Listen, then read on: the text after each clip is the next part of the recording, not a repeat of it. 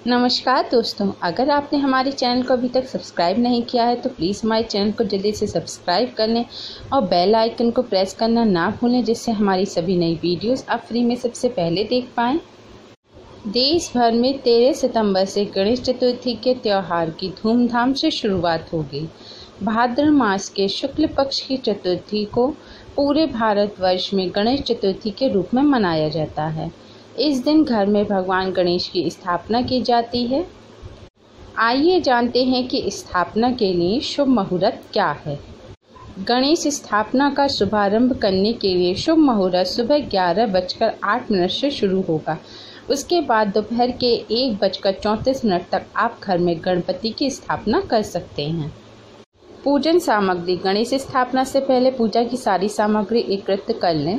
पूजा के लिए चौकी, लाल कपड़ा, जल कलश, पंचामृत, रोली, अक्षत, कलावा, जनेऊ, गंगाजल, सुपारी, इलायची, नारियल, लौंग, पंचमेवा, घी, कपूर, दीपक, धूपबत्ती, फूल इत्यादि। गणपति बप्पा के घर आने से पहले घर को सजाएं, संवारें, इतना खूबसूरत बनाएं कि बप्पा देखकर मुस्कुरा उठें और कहें कि बस अब कहीं नहीं जाना, यहीं रहना है। सुख, सुविधा, आराम, खुशियाँ जितनी आप गणपति के समक्ष रखेंगे उतने ही और उससे कहीं ज़्यादा आपको प्रतिसाद में मिलेगी। उनके स्थापना का स्थान स्वच्छ करें। सबसे पहले स्थान को पानी से धोएं। कुमकुम से एकदम सही व्यवस्थित स्वास्तिक बनाएं। 4 हल्दी की बिंदी लगाएं। 1 मुट्ठी अक्षत रखें। फिर चौकी, पट्टा बिछाएं। उस पर लाल, केसरिया या पीले रंग का वस्त्र बिछाएं। स्थान को रोशनी से सुसज्जित करें। चारों तरफ रंगोली बनाएं। फूल, आम के पत्ते और अन्य सजावटी सामग्री से स्थान को सुंदर और आकर्षक बनाएं। गणपति बप्पा को जब लेने जाएं तो नहा धोकर साफ नए वस्त्र पहनकर जाएं। हो सके तो लाल वस्त्र धारण करें। गणपति बप्पा को घर के दरवाजे पर लाकर रोकें। घर के अंदर आकर आरती का थाल सजाएं और घर की मालकिन जो घर में बड़ी हो वो बप्पा की आरती उतारें। फिर जय जयकार करते हुए बप्पा को घर के अंदर लाएं। फिर चौकी के ऊपर जो कपड़ा बिछाया है उसके ऊपर अक्षत रखें। उसके ऊपर गणपति बप्पा को स्थापित करें। इसके बाद गणपति को दूर्वा या पान के पत्ते की सहायता से गंगा जल से स्नान कराएं। पीले वस्त्र गणपति को अर्पित करें या मौली को वस्त्र मानकर अर्पित करें। इसके बाद रोली से तिलक कर अक्षत लगाएं, फूल चढ़ाएं और मिष्ठान का भोग लगाएं।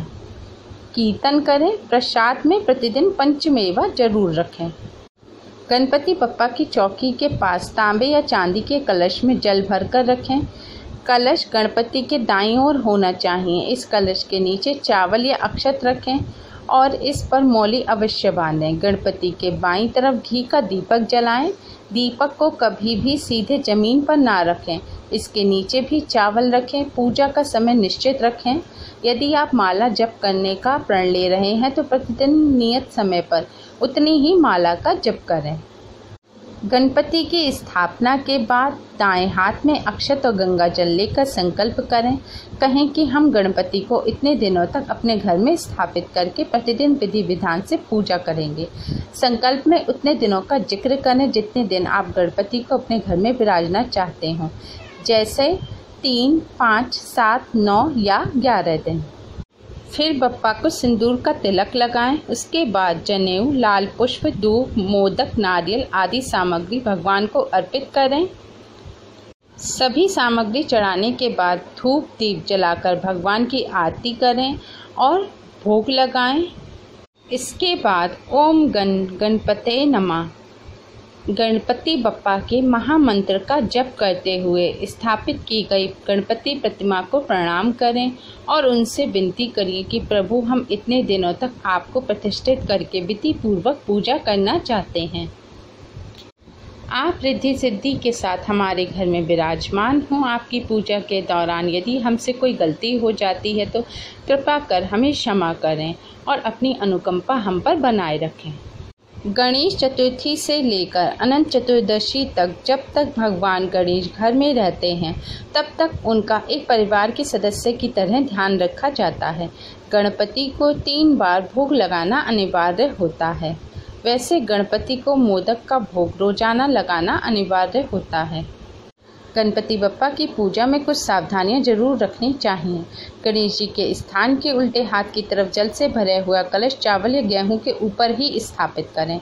धूप और दीपक जरूर जलाएं। कलश के मुख पर मौली बांधें एवं आम पत्र के साथ एक नारियल उसके ऊपर रखें। नारियल की जटाएं सदैव ऊपर रहनी चाहिए। घी एवं चंदन को तांबे के कलश में नहीं रखना चाहिए। दक्षिणावर्ती शंख गणेश जी के स्थान के सीधे हाथ की तरफ रखें। सुपारी भी रखें। पूजन के प्रारंभ में हाथ में अक्षत जल एवं पुष्प लेकर स्वास्ति वाचन गणेश ध्यान एवं समस्त देवताओं का स्मरण करें। अब अक्षत एवं पुष्प चौकी पर समर्पित करें। इसके पश्चात एक सुपारी में मौली लपेटकर चौकी पर थोड़े से अक्षत रख उस पर वह सुपारी स्थापित करें। भगवान गणेश का आवाहन करें। गणेश आवाहन के बाद कलश पूजन करें। कलश उत्तर पूर्व दिशा या चौकी के बाईं ओर स्थापित करें। कलश पूजन के बाद दीप पूजन करें। इसके बाद पंचोपचार या षोडोपचार के द्वारा गणेश पूजन करें। परंपरानुसार पूजन करें, आरती करें। जितने दिन गणपति बप्पा आपके घर में रहें उतने दिन नियमित समय पर ही भोग लगाएं और समय पर ही आरती करें। अपनी सुविधानुसार समय को घटाएं या बढ़ाएं नहीं।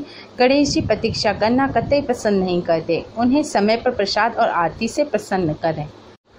गणपति बप्पा की पूजा में टूटे चावल, अक्षत और तुलसी दल का प्रयोग बिल्कुल ना करें। गणपति बप्पा को सफ़ेद फूल अर्पित ना करें। गणपति बप्पा की पूजा में सफ़ेद वस्त्र, सफ़ेद जनेऊ, सफ़ेद चंदन का भी प्रयोग ना करें। लाल या पीले रंग की चीज़ों का ही प्रयोग करें।